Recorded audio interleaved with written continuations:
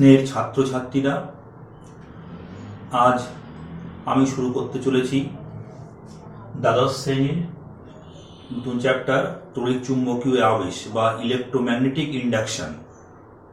তা এই তড়িৎ চুম্বকীয় আবেশ সম্পর্কে তোমরা ক্লাস 10-এ বা দশম শ্রেণীতে একটু শিখেছিলে। তা এই তড়িৎ চুম্বকীয় আবেশ ব্যাপারটা কি? তোমরা জানো যে চৌম্বক ক্ষেত্র মানে তার সঙ্গে বলরেখার একটা লিঙ্ক আছে। ধরো একটা দণ্ডচুম্বক, নর্থ সাউথ, এর বলরেখা উত্তর থেকে নির্গত হয়, তা আর দক্ষিণে গিয়ে শেষ হয়। তা তোমরা এগুলো জানো। তা এই যে যদি একটা পরিবাহী আর চৌম্বক ক্ষেত্রের মধ্যে যদি আপেক্ষিক গতিবেগ থাকে, রিলেটিভ ভেলোসিটি, তাহলে কি হয়? তাহলে কি একটা পরিবাহী আছে, এখানে একটা পরিবাহী আছে, পরিবাহী মানে তার, কারেন্ট ক্যারিং কন্ডাক্টর মানে তার বলো, এটা তার, এর সঙ্গে মনে করো একটা গ্যালভানোমিটার যুক্ত আছে। তা যদি এই চুম্বকটিকে এর দিকে সরিয়ে আনা হয়, কিংবা এই যে কয়েলটাকে যদি ওইদিকে সরিয়ে নিয়ে যাওয়া হয়, কিংবা চুম্বকটিকে যদি এইদিকে নিয়ে যাওয়া হয়, কিংবা কয়েলটাকে যদি দূরে নিয়ে যাওয়া হয়, মানে মোট কথা হচ্ছে যে এদের মধ্যে যদি আপেক্ষিক গতিবেগ থাকে, তাহলে কি হবে? তাহলে এর মধ্য দিয়ে কারেন্ট ফ্লো হবে। কারেন্ট ফ্লো বা তড়িৎ, মানে এর তড়িৎ, এই কাটার, এই গ্যালভানোমিটার কাটার দিক কি হবে? তার নিশ্চয়ই এর মধ্যে তড়িৎ প্রবাহিত হবে। এই যে ঘটনা, তাহলে কি এই ঘটনার নাম হচ্ছে তড়িৎ চুম্বকীয় আবেশ। মানে কি, এই যে চুম্বককে গতিশীল করলে বা এদের মধ্যে আপেক্ষিক গতিবেগ থাকলে এই যে কয়েল বা তারের মধ্য দিয়ে তড়িৎ প্রবাহিত হয় বা তড়িৎ চালক বল তৈরি হয়।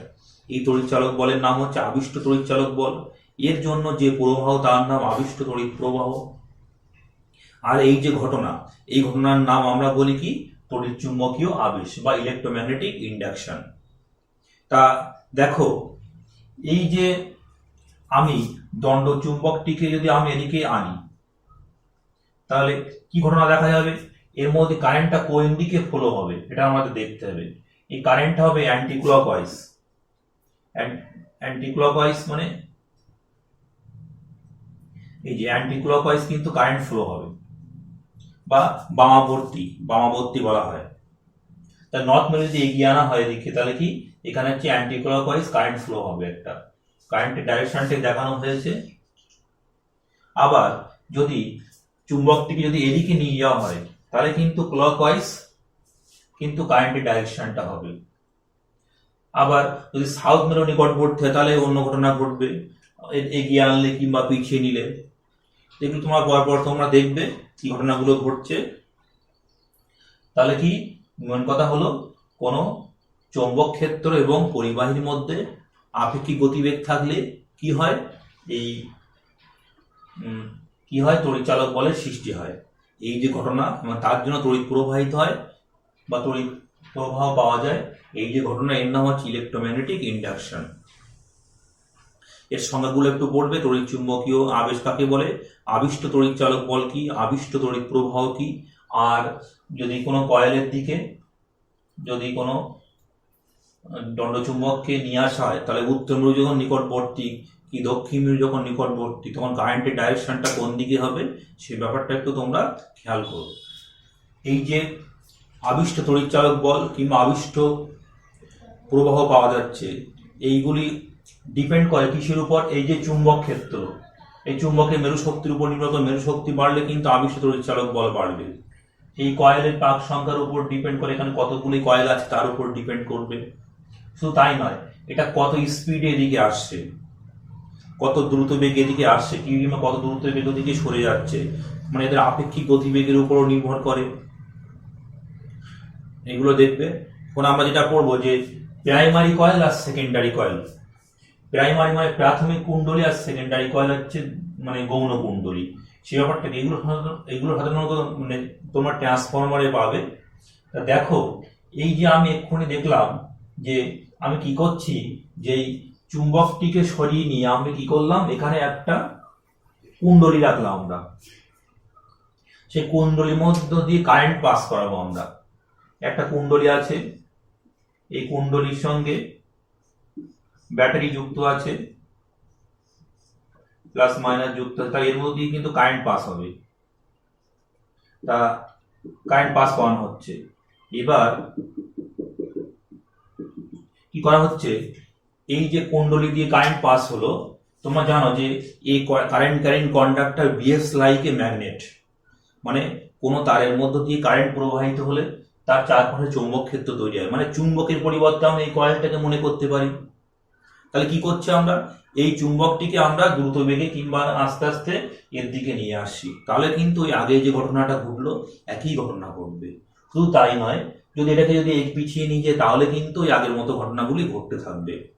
তাহলে দেখো, তাহলে কি, এই যে চুম্বকের পরিবর্তে আমি এটাকে নিয়ে এলাম, এই যে একটা কারেন্ট কন্ডাক্টর নিয়ে এলাম, তাহলে এটা হচ্ছে চুম্বকীয় আবেশের কারণ, এটা হচ্ছে কস। আর এর ফল কোনটা, এর তখন এটা দিয়ে তড়িৎ, এটার মধ্যে দিয়ে তড়িৎ প্রবাহিত হবে বা আবিষ্ট তড়িৎ চালক বল উৎপত্তি হবে, এটা হচ্ছে তড়িৎ চুম্বক আবেশের ফল। তাহলে এটা হচ্ছে কজ, এটা হচ্ছে এফেক্ট। তাহলে এটাকে বলা হয় প্রাইমারি কুণ্ডলী বা প্রাইমারি কয়েল, এটাকে পি দ্বারা নির্দেশ করছি, আর এটা সেকেন্ডারি কয়েল এস দ্বারা নির্দেশ করছি।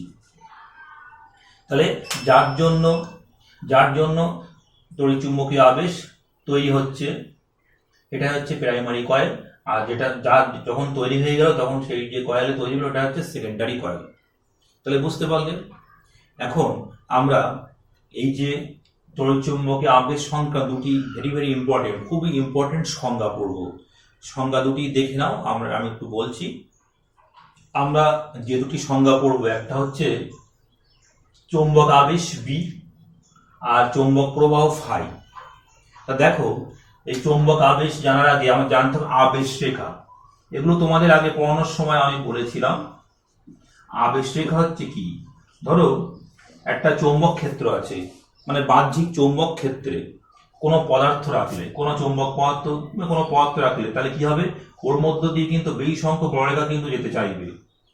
এগুলো তোমরা জানো, অয়স্চৌম্বক পদার্থ হলে কিংবা পরাচৌম্বক পদার্থ হলে, তাহলে ওই যে বলরেখাগুলো পাওয়া যাচ্ছে বাহ্যিক চৌম্বক ক্ষেত্রে কোনো চৌম্বক পদার্থ রাখলে ওর মধ্যে অনেকগুলো বলরেখা যাবে, ওই বলরেখাগুলিকে বলে আবেশ রেখা। ওটা বাহ্যিক চৌম্বক ক্ষেত্রের জন্য এটা সম্ভব হলো।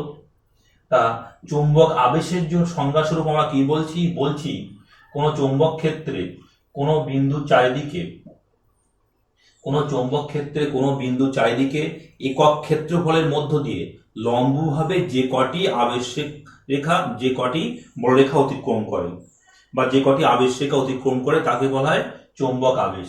তাহলে কি, এই কথাগুলো মনে রাখতে হবে, লম্বভাবে একক ক্ষেত্রফল, কোন চৌম্বক ক্ষেত্রে কোনো বিন্দু চারিদিকে একক ক্ষেত্রফলের মধ্য দিয়ে লম্বভাবে যে কটি আবেশ রেখা অতিক্রম করে তাকে বলা হয় চৌম্বক আবেশ। একে বি ভেক্টর দ্বারা নির্দেশ করা হয়। কিন্তু যেটা চৌম্বক আবেশ বি ভেক্টর, আমরা প্রথমে বি ভেক্টর পড়েছিলাম বায়োসাভার্ট লয়, সেই বি ভেক্টরটাই কিন্তু চৌম্বক আবেশ ভেক্টর। আর চৌম্বক প্রবাহ হচ্ছে ফাই, এটা হচ্ছে কোনো চৌম্বক ক্ষেত্রে কোনো তলের মধ্য দিয়ে লম্বভাবে মোট যে কটি বলরেখা অতিক্রম করে, সেটাই হচ্ছে চৌম্বক প্রবাহ। তবে কিংবা এটাকে বলরেখা বলার জায়গায় আমরা আবেশ রেখা দিয়ে নির্দেশ করছি, তাহলে কি বলতে হবে, কোনো চৌম্বক ক্ষেত্রে কোনো তলের মধ্য দিয়ে লম্বভাবে যে কটি আবেশ রেখা অতিক্রম করে সেটা হচ্ছে চৌম্বক আবেশ ফাই। তাহলে পার্থক্য হচ্ছে, এটা হচ্ছে একক ক্ষেত্রফলের মধ্য দিয়ে আর এটা হচ্ছে টোটাল ক্ষেত্রফলের মধ্য দিয়ে, টোটাল ক্ষেত্রফল। আর ধরো আমি একটা তল ধরছি, এই একটা তল মনে করো, এই তলের দিক কোন দিকে, তলের ক্ষেত্রে বি ভেক্টর এই দিকে, আর এই তলের দিকটা হচ্ছে মনে করো এইদিকে এ ভেক্টর, ক্ষেত্রফল একটা দিক, এদের মধ্যবর্তী কোণ থিটা। তাহলে এই বি এর এই বড় উপাংশ কত হবে, বি কস থিটা। তাহলে এই যে আমরা বলতে পারি একক ক্ষেত্রফলের মধ্য দিয়ে লম্বভাবে অতিক্রান্ত বলরেখার সংখ্যা হচ্ছে বি কস থিটা। তাহলে টোটাল ক্ষেত্রফল, এই ক্ষেত্রফলের মধ্য দিয়ে অতিক্রান্ত বলরেখার সংখ্যা কত হবে, B cos theta into A, that means B A cos থিটাকে লিখতে পারি বি ডট এ। এটা হচ্ছে কিন্তু ফাই, ফাই সমান লিখবো বি ডট, এটার কিন্তু সূত্র, বা ফাই সমান বি এ cos থিটা। তাহলে ফাই হচ্ছে চৌম্বক প্রবাহ, এটা অবশ্যই স্কেলার রাশি। দেখো বি ভেক্টর, এটা ভেক্টর, এ একটা ভেক্টর, ডট প্রোডাক্ট অবশ্যই স্কেলার হবে। তাহলে চৌম্বক প্রবাহ হচ্ছে স্কেলার রাশি। আর যদি এটার মান যদি 90 ডিগ্রি হয় তাহলে কত হবে বি ডট এ, তাহলে কত হবে 0 হয়ে যাবে, তখন সেক্ষেত্রে কোনো চৌম্বক প্রবাহ পাওয়া যাবে না। আর এটার মান যদি 180 হয়, cos 180 হচ্ছে -1, সেক্ষেত্রে ফাই সমান হবে মাইনাস বি এ। বা এটার মান 0 হলে ফাই সমান বি এ হবে। এইগুলো তোমরা বুঝতে পারছো নিশ্চয়ই। তাহলে যদি আমরা যদি বলি যে কোনো তলের মধ্য দিয়ে, মানে যদি ডি এ ক্ষেত্রফলের মধ্য দিয়ে যদি বি ডট ডি এ হয়, এটাকে এটা লিখবো d phi equal to B vector dot d A. সেক্ষেত্রে ফাই কত হবে, ইন্টিগ্রেশন করতে হবে বি ডট ডিটা, এটা ক্ষেত্রফলের উপর ডিপেন্ড করছে। এটা কিন্তু সারফেস ইন্টিগ্রাল অনেকটাই, কারণ হচ্ছে ডি এ মানে তো ক্ষেত্রফল। সেই সারফেস ইন্টিগ্রাল, লাইন ইন্টিগ্রাল আর ভলিউম ইন্টিগ্রাল আমি বলেছিলাম। তাহলে চৌম্বক আবেশ হচ্ছে বি ভেক্টর আর চৌম্বক প্রবাহ হচ্ছে ফাই, ফাই সমান হচ্ছে বি এ। বি এর একক যেটা বললাম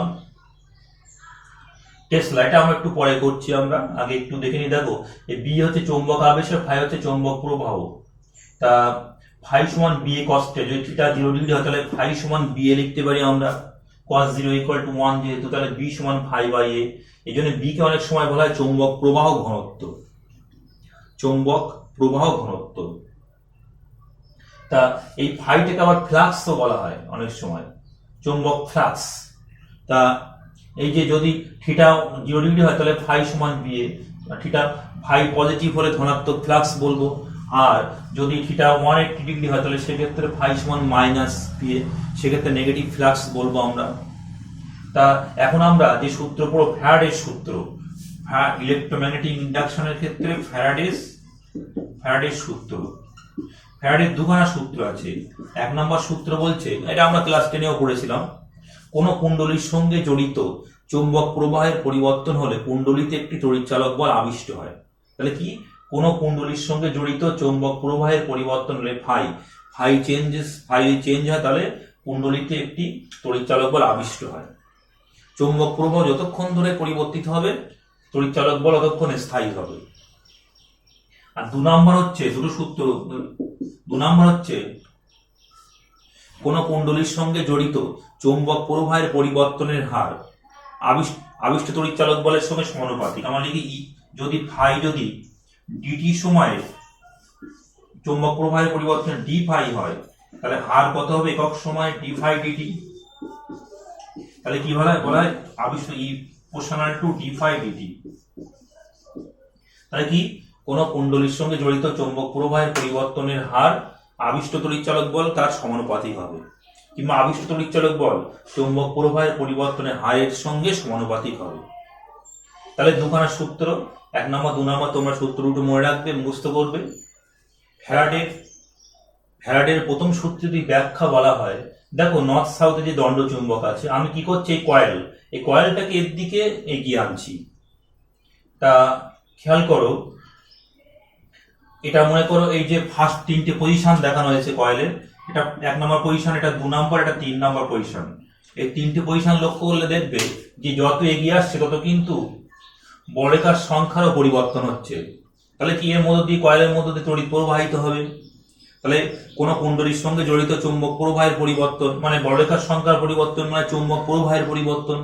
চৌম্বক প্রবাহের পরিবর্তন হলেই কি হবে, এখানে হচ্ছে তড়িৎচালক বল আবিষ্ট হবে। কিন্তু যদি এটা দিয়ে স্থির থাকে, ধরো এটা 1 নম্বর পজিশনে স্থির, তাহলে কিন্তু কোনো বলরেখার কোনো চেঞ্জ হচ্ছে না, চৌম্বক প্রবাহের কোনো পরিবর্তন হচ্ছে না। পরিবর্তন না হলে কি হবে, কোনো তড়িৎচালক বল আবিষ্ট হবে না। তাহলে প্রথম সূত্রের, তাহলে কি এই যে কয়েল দিয়ে আমি বিচার করলাম কি, যে মানে তড়িৎ চুম্বকীয় আবেশের কারণ আর স্থায়িত্ব, ধরো এখান থেকে এই জায়গায় চলে গেল, তাহলে কি এইটুকুনি জাস্ট চেঞ্জ হবে এর জন্য, তারপর আর কিন্তু চেঞ্জ হবে না। তাহলে কারণ আর স্থায়িত্ব কিন্তু ব্যাখ্যা করতে পারলাম, প্রথম সূত্রের ব্যাখ্যাটা হয়ে গেল। আর দ্বিতীয় সূত্রে যদি ব্যাখ্যা বলা হয়, দ্বিতীয় সূত্র যদি ব্যাখ্যা করো, তাহলে কি হবে দেখো, এখানে 1 নম্বরে যখন বড়রেখা কটা কাট করছে, 1 2 2 নম্বর পজিশনে দেখো কোনো 1 2 3 4টে, 3 নম্বর পজিশনে কত হচ্ছে 1 2 3 4 5 6টা। তাহলে কি পরপর কিন্তু পজিশন যত চেঞ্জ হচ্ছে, যত কয়েলটা এর দিকে এগিয়ে আসছে, তত কিন্তু বড়রেখার সংখ্যা কিন্তু পরপর বাড়ছে। তাহলে কি আমরা পড়েছিলাম আবিষ্ট তড়িৎচালক বলের মান কি, চৌম্বক প্রবাহের পরিবর্তনের হারে বা একক সময়ে চৌম্বক প্রবাহের যে পরিবর্তন, সেই পরিবর্তনটা কি হবে আবিষ্ট তড়িৎচালক বলের সঙ্গে সমানুপাতিক। যত এটা এগিয়ে আসবে তড়িৎচালক, তত বড়রেখার সংখ্যা বৃদ্ধি পাচ্ছে, চৌম্বক প্রবাহ বৃদ্ধি পাচ্ছে। চৌম্বক প্রবাহ বৃদ্ধি পেলে কি হবে, তড়িৎচালক বলও বৃদ্ধি পাবে। তাহলে কি এই যে তড়িৎচালক বলের মানটা, সেকেন্ড ল তো বলে, সেকেন্ড সূত্র বলছে কি তড়িৎচালক বলের মানটা কি করে বার করবে, তার সেটাই ব্যাখ্যা করে। তাহলে সেকেন্ড লটা ব্যাখ্যা করা হয়ে গেল।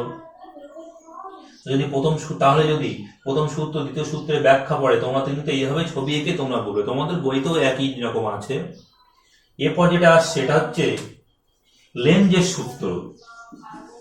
লেঞ্জের সূত্র, এই লেঞ্জের সূত্র কি? আচ্ছা, একটু আগে যেটা বলছিলাম, এই যে কয়েলটা এগিয়ে গেলে যে ঘটনা ঘটবে, চুম্বকটা এগিয়ে গেলেও কিন্তু একই রকম ঘটনা ঘটবে। আবার পিছিয়ে গেলে, চুম্বকটা যদি পিছিয়ে যায় তাহলে কিন্তু অনেক ঘটনা ঘটতে পারে। মানে কথা হচ্ছে যে মেন কথা হলো কয়েল আর মানে পরিবাহী এবং চুম্বকের মধ্যে আপেক্ষিক গতিবেগ থাকতে হবে। রিলেটিভ মোশন থাকলেই কিন্তু এই ফ্যারাডেস ল বা তড়িৎ চুম্বকীয় আবেশ ঘটনাটা ঘটবে। আর লেঞ্জের সূত্র বলছে তড়িৎ চুম্বকীয় আবেশের ক্ষেত্রে আবিষ্ট তড়িৎচালক বলের অভিমুখ এমন হবে যে যে কারণে প্রবাহ সৃষ্টি হয়, প্রবাহ সর্বদা সেই কারণকে বাধা দেবে। তাহলে কি তড়িৎ চুম্বকীয় আবেশের ক্ষেত্রে আবিষ্ট তড়িৎচালক বলের অভিমুখ এমন হবে যে যে কারণে প্রবাহ সৃষ্টি হয়, প্রবাহ সর্বদা সেই কারণকে বাধা দেবে। তা দেখো, এই যে আমরা এঁকেছিলাম, এই কয়েল ছিল এখানে, আর এই এখানে দণ্ড চুম্বক মনে করি এর নাম দেওয়া আছে এম, এর নর্থ মেরু এটা, সাউথ মেরু এটা, এদিকে এগিয়ে আসছে। তাহলে কি যখন এই কয়েল আর চুম্বকের মধ্যে আপেক্ষিক গতিবেগ থাকবে, আমি বলছি যে কয়েল স্থির আছে আর চুম্বক কয়েলের দিকে এগিয়ে আসছে, সেক্ষেত্রে কি হবে দেখা যাচ্ছিল কি একটা অ্যান্টিক্লকওয়াইজ বা বামাবর্তী তড়িৎ প্রবাহিত হচ্ছে, তড়িৎচালক বলে অভিমুখ হচ্ছিল এই হবে অ্যান্টিক্লকওয়াইজ। তা কি তোমরা জানো যে অ্যান্টিক্লকওয়াইজ তড়িৎ প্রবাহ মানে কি, এখানে কিন্তু একটা নর্থ মেরু তৈরি হচ্ছে, নর্থ ক্লকওয়াইজ হলে হয় সাউথ মেরু, আর অ্যান্টি ক্লকওয়াইজ হলে হয় নর্থ মেরু। নর্থ কি করবে, বিকর্ষণ করবে, তাহলে নিশ্চয়ই করছে। তাহলে লেঞ্জের সূত্র কি বুঝতে খাটছে নিশ্চয়ই। তাহলে যে কারণে প্রবাহ সৃষ্টি হয়, এ তো এগিয়ে আসার জন্য কিন্তু প্রবাহটা সৃষ্টি হচ্ছে। তাহলে ওকে বলবে তুই আর এগোস না, তুই ওখানে স্থির থাক, তোর আর এগোতে হবে না। তাহলে কি করবে এগোনে, তাহলে এর কি করে বাধা দেবে। তাহলে এই নর্থ মেরু, তাহলে এখানে কোন মেরু তৈরি হতে হবে, নর্থ মেরু তৈরি হতে, নর্থ কি করে বিকর্ষণ করে, তাহলে কি প্রবাহটা কোন দিক হবে, এই বামাবর্তী বা অ্যান্টিক্লকওয়াইজ হবে। আবার যখন বললো ঠিক আছে আমি এগোবো, আমি তাহলে পিছিয়ে যাচ্ছি, আমি তাহলে ওইদিকে যাচ্ছি, চুম্বকটা বলছে যে আমি ওইদিকে যাচ্ছি, চুম্বক যখন ওইদিকে যাবে তখন আবার কি করবে, তাহলে কি প্রবাহটা এমন দিকে হবে যে বলবে যে প্রবাহ এমন দিকে হবে, চুম্বকটাকে বলবে তুই আর ওদিক যাস না, তুই ওখানেই থাক। তাহলে কি এর প্রবাহ কিন্তু তাহলে কি এখানে কোন মেরু, নর্থ মেরু, তাহলে এখানে নিশ্চয়ই সাউথ মেরু তৈরি হবে। তখন কিন্তু প্রবাহ হবে এইদিকে, মানে ক্লকওয়াইজ বা দক্ষিণাবর্তী। তখন কি এই নর্থ আর সাউথ পরস্পর আকর্ষণ করে, ওকে আর যেতে দেবে না। এটাই কিন্তু লেঞ্জের সূত্র, যে কারণে প্রবাহ সৃষ্টি হয়, প্রবাহ সর্বদা সেই কারণকে বাধা দেবে। তাহলে যে কারণে প্রবাহ সৃষ্টি হচ্ছে, মানে নর্থ মেরু হলে এগিয়ে এলে কি হবে, এখানে নর্থ মেরু তৈরি হবে, আবার ওদিক পিছিয়ে গেলে এখানে আবার সাউথ মেরু তৈরি, ওকে আকর্ষণ করার চেষ্টা করবে। তাহলে বুঝতে পেরেছো লেঞ্জের সূত্র ব্যাখ্যাটা বুঝতে পারলে। এখন আমরা এই লেঞ্জের সূত্র থেকে শক্তির সংরক্ষণ সূত্র কিংবা শক্তির সংরক্ষণ সূত্র থেকে লেঞ্জের সূত্র, এই বিষয়টা একটু ব্যাখ্যা করব। খুবই ইম্পর্টেন্ট ব্যাপার, তোমরা একটু দেখে নাও। দেখো, আমি শক্তির সংরক্ষণ সূত্র থেকে লেঞ্জের সূত্র ব্যাখ্যা করব। তা শুরু করব শক্তি সংরক্ষণ সূত্র থেকে, আর লেন্জের সূত্র কি শেষ করব। বিষয়টা কেমন দেখো একটু। এই যে শক্তির সংরক্ষণ সূত্র বলতে আমরা কি বুঝি, যে শক্তি এক শক্তি থেকে অন্য শক্তিতে রূপান্তরিত হতে পারে, মহাবিশ্বে মোট শক্তির পরিমাণ ধ্রুবক, কিন্তু অত কিছু না বলে আমরা কি এক শক্তি থেকে অন্য শক্তিতে রূপান্তরিত হয়, এটাই কিন্তু আমরা মেন কথা মানে বলবো। তা এখান থেকে এই শুরু করলাম, করে লেন্জের সূত্রে শেষ করব। একটা ছবিটা আঁকলাম, একটা কয়েল আছে, কুণ্ডলী আছে, এর সামনে নর্থ সাউথে যে দণ্ড চুম্বক আছে, এই চুম্বকটিকে এই কয়েল বা কুণ্ডলী অক্ষ বরাবর এদিকে এগিয়ে আনা হচ্ছে। তাহলে কি হবে, এই তোমরা জানো, একটু আগে পড়েছো যে তাহলে এখানে কি তড়িৎ চালক বল মানে তড়িৎ শক্তির সৃষ্টি হবে। তাহলে কি এই কুণ্ডলীটি মানে চুম্বকটি এগিয়ে আনার জন্য কি পাওয়া গেল, তড়িৎ শক্তি পাওয়া যাচ্ছে, তড়িৎ শক্তি পাওয়া যাচ্ছে। এইবার তড়িৎ শক্তি, এই শক্তি চলে এলো, মানে বললাম শক্তি থেকে শুরু করব, লেন্জে গিয়ে শেষ করব। দেখো বিষয়টা, এবার তড়িৎ শক্তিটা পাওয়া যাচ্ছে কোথা থেকে, অন্য কোনো শক্তি রূপান্তরের মাধ্যমে, অন্য কোনো শক্তি রূপান্তরের মাধ্যমে তড়িৎ শক্তি পাওয়া সম্ভব, তাই না? অন্য কোনো শক্তি রূপান্তরের মাধ্যমে তড়িৎ শক্তি পাওয়া সম্ভব। তাহলে এই যে দণ্ড চুম্বকটিকে এখানে এগিয়ে আনলে এই শক্তিটা পাওয়া যাচ্ছে, তাহলে নিশ্চয়ই হচ্ছে কিছুটা কার্য করতে হচ্ছে। তোমরা জানো কার্যের ফলে কার্য আর শক্তি একই জিনিস। তাহলে একে এদিকে গতিশীল করতে হলে কি করতে হবে, অনেকটাই কি করতে হবে, বাহ্যিক কৃতকার্য করতে হবে, বাহ্যিক ধনাত্মক কৃতকার্য করতে হবে, বাহ্যিক ধনাত্মক কৃতকার্য, ধনাত্মক কৃতকার্য করতে হবে। এবার তোমরা কি জানো, বলের বিরুদ্ধে কৃতকার্য হচ্ছে ধনাত্মক, এটা একটু স্বতঃসিদ্ধ নিয়ম, বলের বিরুদ্ধে কৃতকার্য হচ্ছে ধনাত্মক। আর চুম্বকটিকে এদিকে আনছো মানে কি হচ্ছে, বলের বিরুদ্ধে কিন্তু কাজ করতে হচ্ছে, তার ফলে কিন্তু এইটাই শরীর শক্তিতে রূপান্তরিত হচ্ছে। তাহলে কি শক্তি সংরক্ষণ সূত্র, এখান থেকে এটা বুঝতে হলে এই পার্টটাতে শক্তি সংরক্ষণ সূত্র, এই যে কার্য করতে তার জন্য হচ্ছে তড়িৎ শক্তিটা পাওয়া যাচ্ছে। এবার বলের বিরুদ্ধে কৃতকার্য, তার মানে কি হচ্ছে, এখানে তড়িৎ প্রবাহ, এখানে তাহলে কি বলের বিরুদ্ধে বলতে এখানে তাহলে এমন কোন মেরু তৈরি হচ্ছে, তাহলে নিশ্চয়ই কোন মেরু তৈরি হলে বলের বিরুদ্ধে হবে, নর্থ হবে, তাহলে নিশ্চয়ই নর্থ মেরু তৈরি হবে, নর্থ মেরু। এই নর্থ মেরু তৈরি হলে তাহলে প্রবাহটা কোন দিক হবে, অ্যান্টি ক্লকওয়াইজ, অ্যান্টি ক্লকওয়াইজ প্রবাহ তৈরি হলেই কিন্তু কি হবে, বলের বিরুদ্ধে একে বিরুদ্ধ মানে বিকর্ষণ করবে, মানে নর্থ মেরু তৈরি হলেই কিন্তু বিকর্ষণ করবে, মানে চুম্বকটিকে বাধা দেবে। তার চুম্বকটি বাধা দিচ্ছে, যে কারণে প্রবাহ সৃষ্টি হয় সেই কারণকে বাধা দেবে। এটা কোন সূত্র, লেন্জের সূত্র, মানে চুম্বকটিকে বাধা দেবে। নর্থ মেরু তৈরি হলো, তার মানে চুম্বকটি বিকর্ষণ করবে, মানে বাধা দেবে, মানে বললো তুই এদিকে আর আসিস না। এটা কোন সূত্রটা, এটা লেন্জের সূত্র। তা শুরু করলাম কোথা থেকে, তড়িৎ শক্তি দিয়ে শুরু করলাম, মানে শক্তি দিয়ে শুরু করলাম, শেষ করলাম কোথায়, বাধা, বাধা মানে কি, লেন্স, তাহলে লেন্স দিয়ে শেষ করলাম। তাহলে শক্তি সংরক্ষণ থেকে লেন্জের সূত্র ব্যাখ্যা হয়ে গেল, এটা নিশ্চয়ই বুঝতে পেরেছ। এবার লেন্জের সূত্র থেকে শক্তি সংরক্ষণ সূত্র দেখো, লেন্জের সূত্র থেকে শক্তি সংরক্ষণ সূত্র, তা আমি লেন্স দিয়ে শুরু করব, শক্তি সংরক্ষণে শেষ করব। তা লেন্জের সূত্র অনুযায়ী কি বলছে, তড়িৎ চুম্বকে আবেশের ক্ষেত্রে আবিষ্ট তড়িৎ চালক বলের অভিমুখ এমন হবে যে কারণে প্রবাহ সৃষ্টি হয়, প্রবাহ সর্বদা সেই কারণকে বাধা দেবে। তা এটা লেন্জের সূত্রটা প্রথমে বলে নেবে, তারপরে কি বলবে যে এই দণ্ড চুম্বকটিকে এর গতিশীল করতে হলে, এই কয়েলের দিকে গতিশীল করতে গেলেও বাধা দেবে, আবার পিছিয়ে নিয়ে যেতে গেলেও বাধা দেবে। তার মানে ওকে মানে কি হচ্ছে, একে এদিকে আসতে গেলেও কার্য করতে হবে, ওদিক যেতে গেলেও কার্য করতে হবে। এই কার্যের জন্য কি তড়িৎ শক্তি পাওয়া যাবে, তাই না? আর কার্যের জন্য তড়িৎ শক্তি পাওয়া যাবে, তড়িৎ শক্তি মানে কি, শক্তি সংরক্ষণ কি বজায় থাকবে। তাহলে শুরু করলাম কোথা, লেন্স দিয়ে শুরু করলাম, শক্তি সংরক্ষণ দিয়ে শেষ করলাম। তাহলে কি এটা কিন্তু একটু গোলমেলের মতো মনে হচ্ছে তোমাদের, কিন্তু খুব ইজি ব্যাপার, একটু ভালো করে ভাবো, একটু মানে অনুধাবন করতে হবে, মনের মধ্যে একটু মানে ভালোভাবে বুঝতে হবে। তা কি বললাম, লেন্জের সূত্রটা প্রথমে বলবে, তারপর বলবে যে চুম্বকটিকে এদিকে গতিশীল করতে গেলে, এর দিকে নিয়ে আসতে গেলেও বাধা দেবে, আবার পিছিয়ে নিয়ে গেলেও বাধা দেবে। এই বাধা বলের বিরুদ্ধে কৃতকার্য করতে হবে। এই কৃতকার্যের জন্য কি হবে, তড়িৎ শক্তি তো অবশ্যই পাওয়া যাচ্ছে এবং শক্তির সংরক্ষণ নিজে বজায় রাখবে।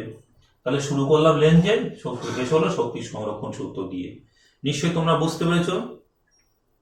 এখন আমি খানিকটা আগে বলছিলাম এই যে বি আর ফাই যে এককটা, এই সম্পর্কে একটু আলোচনা করি। বি হচ্ছে তড়িৎ চুম্বকীয় আবেশ, আবেশ, আর হচ্ছে ফাই হচ্ছে চুম্বক প্রবাহ। এদের একটু একক নিয়ে দেখা যাক কি হয়।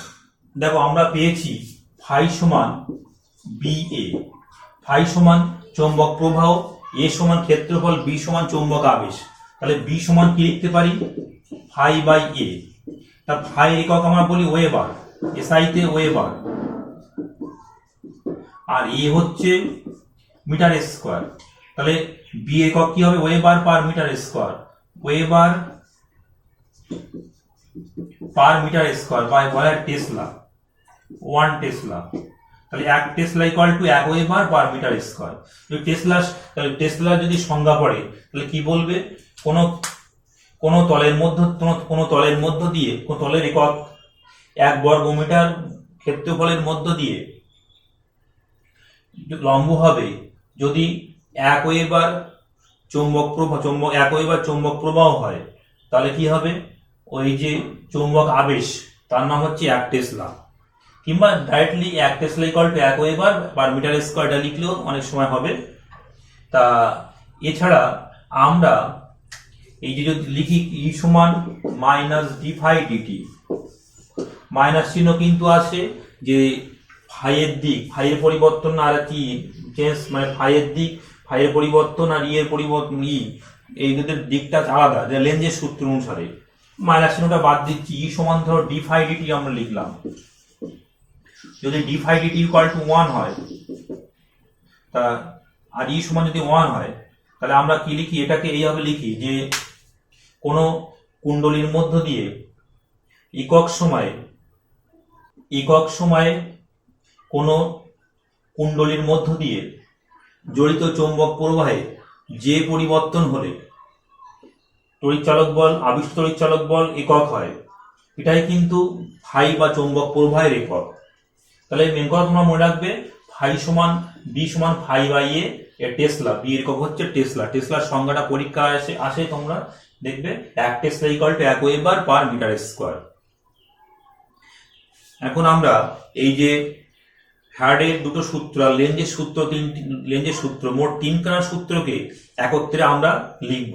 কিভাবে লিখবো দেখো, আমরা কি পেয়েছি, আমরা যে যদি ডিটি সময় চৌম্বক প্রবাহের পরিবর্তন ডি ফাই হয়, একক সময় কত হবে, ডি ফাই ডিটি। তা লিখলাম কি, E proportional to D phi DT. আর লেঞ্জের সূত্র কি বলছে, ফাই চেঞ্জের দিক মানে ফাই চেঞ্জের দিক আর এর দিক পরস্পর বিপরীতমুখী, তাহলে কি লিখবো, e proportional to minus d phi d t. এখান থেকে আনছি ই সমান মাইনাস কে ডি ফাই ডিটি। এটাই কিন্তু 3টি সূত্রকে একত্রে লেখা যায়। 1 নম্বর হচ্ছে চৌম্বক প্রবাহ না পাল্টালে, মানে ডি ফাই যদি 0 হয় তাহলে কত হবে, ই সমান 0 হবে। এটা কোন সূত্র, ফ্যারাডের সূত্র। নো ডি ফাই মানে ফাই নো চেঞ্জ, তাহলে ই সমান 0। 2 নম্বর হচ্ছে e proportional to D phi DT, এটা 2 নম্বর সূত্র। আবিষ্ট তড়িৎচালক বলের মান ফাইয়ের পরিবর্তনের হারের সঙ্গে সমানুপাতিক। আর 3 নম্বর দেখো এখানে নেগেটিভ চিহ্ন আছে, তার মানে কি, ফাইয়ের চেঞ্জ মানে ডি ফাইয়ের দিক আর ই এর দিক পরস্পর বিপরীতমুখী, এটা কি লেঞ্জের সূত্র। তাহলে কিন্তু আমরা এই ই সমান মাইনাস কে ডি ফাই ডিটি, এটা দিয়ে কিন্তু 3টি সূত্র, ফ্যারাডের ফার্স্ট ল, সেকেন্ড ল আর লেঞ্জেস ল, 3টি ব্যাখ্যা করতে আমরা পারলাম। আমরা একবার বলে যাচ্ছি, ডি ফাই যদি 0 হয় তাহলে ই ইকুয়াল টু 0, আর e proportional to D phi DT, এটা সেকেন্ড ল। আর negative sign indicates change d phi আর ই এর ডাইরেকশন, মানে অপোজিট ডাইরেকশন ওরা, তার জন্য কি ই প্রপোর্শন ই সমান, মানে এরা নেগেটিভ সাইনটা সেটা লেঞ্জেস ল। তাহলে তোমরা বুঝতে পারলে যে 3টি সূত্র একত্রে কিভাবে লেখা যায়। নেক্সট চলো, কোন চৌম্বক ক্ষেত্রের সঙ্গে কোন সোজা পরিবাহীকে ধরো লম্বভাবে রাখলে, একে গতিশীল যদি করা হয় তাহলে কি হবে, তাহলে কিন্তু মানে একটা পরিবাহী আছে, এই পরিবাহীটা চৌম্বক ক্ষেত্রের সঙ্গে অবিলম্বে আছে, মানে পরিবাহী আর চৌম্বক ক্ষেত্রের মধ্যবর্তী কোণ কত, 90 ডিগ্রি। আর যদি এটা এই যে একে যদি গতিশীল করা হয় তাহলে কি হবে, তড়িৎচালক বল আবিষ্ট হবে অ্যাকর্ডিং টু ফ্যারাডেস ল। তা এই যে এই তড়িৎচালক বল আবিষ্ট তড়িৎচালক বল কি দ্বারা নির্দেশ করা হয়, তা এই সংক্রান্ত একটা সূত্র আছে যাকে আমরা ডায়নামো নিয়মও বলে থাকি। এটা হচ্ছে ফ্লেমিং রাইট হ্যান্ড রুল বা ডানহস্ত নিয়ম। কি বলছে দেখো, বলছে ডান হাতের তর্জনী মধ্যমা বৃদ্ধাঙ্গুষ্ঠ পরস্পর সমকোণে রাখতে হবে। তর্জনী মধ্যমা বৃদ্ধাঙ্গুষ্ঠ পরস্পর সমকোণে রাখতে হবে। তর্জনী চৌম্বক ক্ষেত্রের দিক বৃদ্ধাঙ্গুষ্ঠ পরিবাহীর গতি অভিমুখ নির্দেশ করলে কি হবে, মধ্যমা আবিষ্ট তড়িৎচালক বলের বা আবিষ্ট তড়িৎ প্রবাহের দিক নির্দেশ করবে। ঠিক লেফট হ্যান্ড রুল যেটা ছিল, লেফট হ্যান্ড রুলে কি ছিল, যেটা ছিল এটা হলে এটা হয়, আর এটা মানে এটা হলে এইটা হয়, মানে এইটা হলে এইটা হয়, আর এটা কি হচ্ছে, এইটা হলে এই মধ্যমা। তাহলে আমরা বলছি ডান হাতের তর্জনী মধ্যমা বৃদ্ধাঙ্গুষ্ঠ পরস্পর সমকোণে রাখতে হবে। তর্জনী চৌম্বক ক্ষেত্রের দিক মধ্যমা বৃদ্ধাঙ্গুষ্ঠ পরিবাহীর গতির অভিমুখ নির্দেশ করলে মধ্যমা কি করবে, আবিষ্ট তড়িৎচালক বলের দিক নির্দেশ করবে। তাই এটাই হলো ফ্লেমিং এর রাইট হ্যান্ড রুল, ফ্লেমিং এর ডানহস্ত নিয়ম। তা এই যে আবিষ্ট তড়িৎচালক বলের মানটা কেমন হয় সেটা একটু দেখাচ্ছি। ধরো XY একটা পরিবাহী আছে, এই XY পরিবাহীটা চৌম্বক ক্ষেত্রটা ঊর্ধ্বমুখী, মানে XY পরিবাহীর সঙ্গে এর কোণ কত, চৌম্বক ক্ষেত্রের কোণ হচ্ছে 90 ডিগ্রি কোণ আছে। আর একে এই দিকে বরাবর স্মল ভি বেগে গতিশীল করা হলো, এর লেন্থ হচ্ছে L। তাহলে L দৈর্ঘ্যের পরিবাহী ভি বেগে নিচের দিকে এদিকে আসছে মনে করো, তাহলে একক সময় অতিক্রান্ত ক্ষেত্রফল কত হবে, L ইন্টু ভি। তাহলে আমরা কি জানি, ফাই সমান হচ্ছে BA, ফাই সমান হচ্ছে B ইন্টু A। তাহলে ডি ফাই ডিটি কত হচ্ছে, B কনস্ট্যান্ট, DA dt মানে কি, একক সময় অতিক্রান্ত ক্ষেত্রফল। তাহলে এখানে হচ্ছে এটাই লিখতে পারো B ইন্টু LV। তাহলে এটাই মানে ছিল E সমান ডি ফাই ডিটি সমান, তাহলে E সমান কত হবে, BLV। কিন্তু যদি এই যে পরিবাহী আর চৌম্বক ক্ষেত্রের মধ্যে কোণ থিটা হয়, তাহলে আমরা কি লিখবো, E সমান লিখবো BLV সাইন থিটা। E সমান BLV, এই সূত্রটা মনে রাখবে, E সমান BLV সাইন থিটা।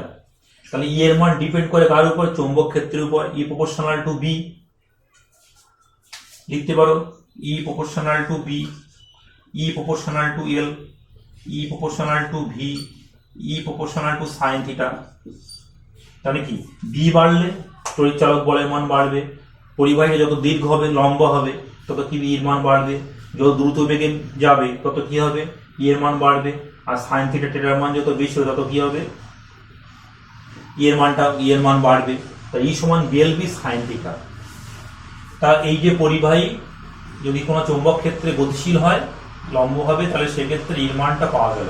কিন্তু থিটা যদি 0 হয়, সাইন থিটা যদি 0 হয়, সাইন থিটা সমান 0, সেক্ষেত্রে কিন্তু কোনো E পাওয়া যাবে না, তড়িৎচালক বল তখন কিন্তু 0 হয়ে যাবে। তাই এর একটা অ্যাপ্লিকেশন বা প্রয়োগ বলতে আমরা যা বুঝি, যে তোমরা যে এরোপ্লেন জানো, এরোপ্লেনের আকাশে যখন ওড়ে তখন তো পৃথিবী একটা বড় চুম্বক আমরা বলতে পারি, পৃথিবীর চৌম্বক ক্ষেত্রের মধ্য দিয়ে কিন্তু গতিশীল হচ্ছে। তা সব জায়গায় তো থিটা তো 0 নয়, থিটা যেখানে 0 সেখানে কিন্তু তড়িৎচালক বল 0, E 0 হয়ে যাবে। আমার থিটা বলতে এখানে বিনতি কোণ বলি আমরা, ভূচুম্বক ক্ষেত্রে অনুভূমিক উপাংশ, সেই B হচ্ছে ভূচুম্বক ক্ষেত্রে অনুভূমিক উপাংশ, আর থিটা হচ্ছে বিনতি কোণ। আর থিটা যেখানে 0 হবে সেখানে কিন্তু একমাত্র E পাওয়া যাবে না, কিন্তু বাকি জায়গাগুলোতে কি হবে, কিন্তু পাওয়া যাবে। কারণ কি, এরোপ্লেনের দুখানা ডানা, দুটো ডানার মধ্যে ডানা মিলে কি হবে, একটা দীর্ঘ পরিবাহী তৈরি করে, সেই পরিবাহীর ক্ষেত্রেও কিন্তু একই সূত্র, ই সমান BL B sine theta. B সমান ভূচুম্বক ক্ষেত্রে অনুভূমিক অংশ, এর হচ্ছে দুটো দানার মধ্যে দূরত্ব, ভি সমান কোণ বেঁকে যাচ্ছে, আর সাইন থিটা হচ্ছে বিনতি কোণ। তা ভূচুম্বক বিষুব রেখায় কি হয়, থিটা সাইন থিটা সমান 0, তাহলে ই সমান কত হবে, বিএল ভি। তো এরোপ্লেন কিন্তু যদি একটা কথা বলে রাখি, ওরা এমনভাবে চলে যাতে এর মান কিন্তু কম হয়। বেশি যদি তৈরি হয়ে গেলে তো সমস্যা হতে পারে পরিচালক বলটা, ওই জন্য সবসময় রাখবে থিটার মান যত কমের মধ্য দিয়ে চলা যায়। ও কিন্তু ভূপৃষ্ঠের সঙ্গে মানে ভূ অনুভূমিকার সঙ্গে বা বিনতি কোণের মানটা যত কম করা যায় সেটা চেষ্টা করবে। এটা একটা মনে রাখবে, এই দিয়ে অঙ্ক তোমাদের আসতে পারে। তাহলে আজকের মতো ক্লাস এখানে আমি শেষ করছি। তোমরা এগুলো দেখবে ভালো করে, যেগুলো পড়ালাম। পরের দিন এর থিওরি পার্টটা শেষ করে দেব আমি। তাহলে এখানেই শেষ করলাম। সকলে ভালো থাকবে, সুস্থ থাকবে।